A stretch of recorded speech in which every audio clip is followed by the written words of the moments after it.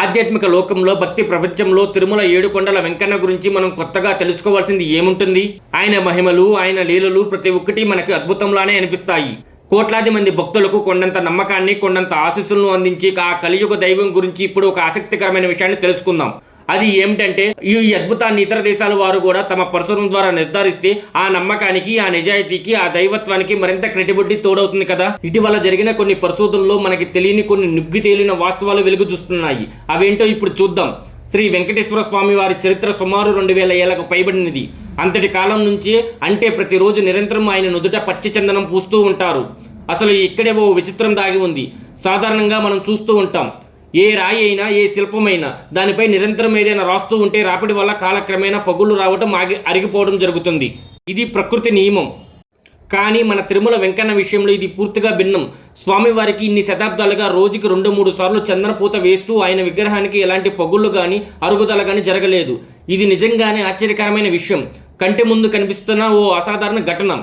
ఈ అద్భుతాన్ని చూసి దీని వెనుక ఉన్న రహస్యాన్ని ఛేదించాలని అమెరికాకు చెందిన కొందరు శాస్త్రవేత్తలు రంగంలోకి దిగారట. వాళ్ళు వెంకన్న విగ్రహంపై తీవ్రంగా రీసెర్చ్ చేశారంట. అసలు ఈ విగ్రహం ఏ మెటల్తో తయారు చేశారు, ఎందుకు ఇలా జరుగుతుంది అని కనిపెట్టడానికి ఎన్నో ప్రయోగాలు, పరిశోధనలు చేసి చివరికి ఘోర పరాజయం చెందారంట. అవును, వారికి అసలు ఆ మెటల్ ఏంటో, దాని ప్రత్యేకత ఏంటో కనుక్కోవడం సాధ్యమే కాలేదా కదా. అప్పుడు వాళ్ళు తిరిగి తిరుమల దేవస్థానంలోని పూజారులను అడగ్గా ఆ పూజారులు ఎంతో ప్రశాంతంగా, భక్తి శ్రద్ధలతో చెప్పిన సమాధానం విదేశీ శాస్త్రవేత్తలను మరింత ఆశ్చర్యపరిచిందంట. సాక్షాత్తు స్వామివారు శిలగా మారిన ప్రదేశం ఇది, అందుకే ఇలా జరుగుతుందని వివరించారంట.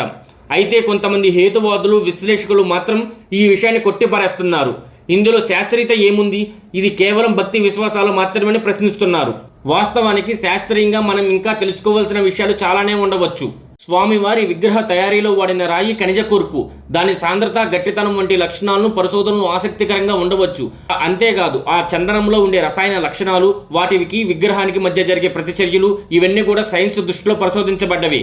ఒకవేళ అలాంటి పరిశోధనలు మరింత స్పష్టమైన ఆధారాలతో జరిగితే తిరుమల మహిమలకు శాస్త్రీయ పునాదులు కూడా తోడైనట్లు అవుతున్నాయి. ఏది ఏమైనప్పటికీ తిరుమల దేవస్థానం అనేది కేవలం ఒక ఆలయం కాదు, అది ఒక గొప్ప ఆధ్యాత్మిక శక్తి, ఒక సామాజిక కేంద్రం. తిరుమల వల్ల రాష్ట్ర ప్రభుత్వానికి ప్రతి ఏటా అపారమైన ఆదాయం లభిస్తుంది. అంతేకాదు లక్షలాది మందికి, ముఖ్యంగా ఆ ప్రాంతంలోని ప్రజలకు ప్రత్యక్షంగా కానీ పరోక్షంగా కానీ జీవనోపాధి కల్పిస్తుంది. తిరుమల వెంకన్న అద్భుతాలు, మహిమలు నిజమా కాదా అనేది ఎవరి నమ్మకం వారివే. కానీ తిరుమల క్షేత్రం ఒక ఆధ్యాత్మిక శిఖరం.